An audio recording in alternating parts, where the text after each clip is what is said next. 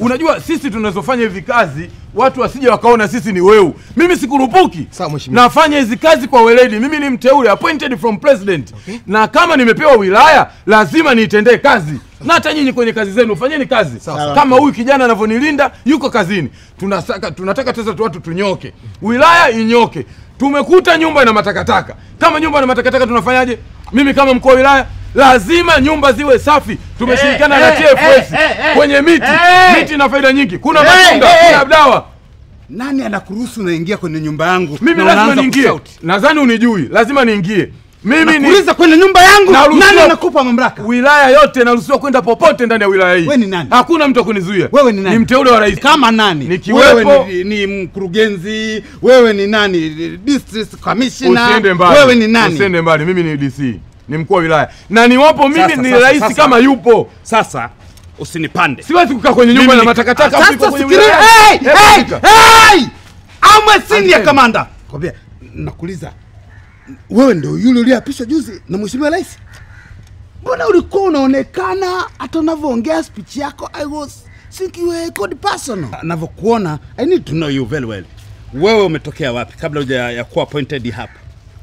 Ndio wilaya yangu ya kwanza. Hii ni wilaya yako ya kwanza. Wewe ni fresh from school. Wamekupa nafasi ya kupita kwenye chuo cha maadili.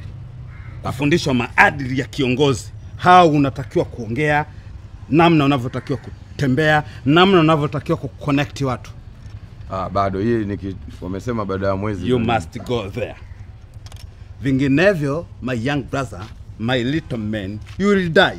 Lakini kwa uchafu kama huo unaendelea kuna matatizo mengi rais anahitaji kwenda kuyasikia mnayatatua. Hii ni miti inadondosha mbolea chini.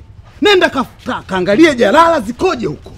You just go, angalia usafiri huko. Msaidie rais, wapige kula wake wanapata tabu visima vya maji huko. Hata unavyoniambia uwe na unaniambia taratibu. Sio kwa discipline uliokuja nayo. No, mimi ni mkuu wa wilaya. Mkuu wa wilaya sio kwa na discipline. Sasa hata kama wewe ni mkuu wa jeshi mstaafu usiende juu. Nisiende juu vipi? Unamdhalilisha rais? Jeshi usipande juu.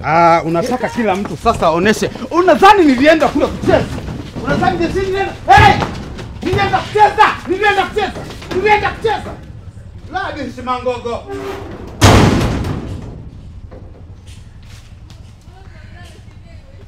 Jeshi kujitambulisha ndio amemkimbiza. Na mkuu wa wilaya anakimbia nini? Yaani mkuu wa wilaya upo kwenye utekelezaji wako wa majukumu yako ya kiwilaya, unakimbizwa na mstaafu wa jeshi aliyoko ndani ya wilaya yako. Kwani mkuu wa wilaya baba, mtu anapokuwa kwenye wilaya yako nani mkubwa? Labda sielewi. Mkuu wa wilaya si ndio mkubwa wa wilaya? Sasa ndani ya wilaya kuna wanajeshi, madaktari, kila mtu akitaka kuleta ukubwa wake itakuwa wilaya.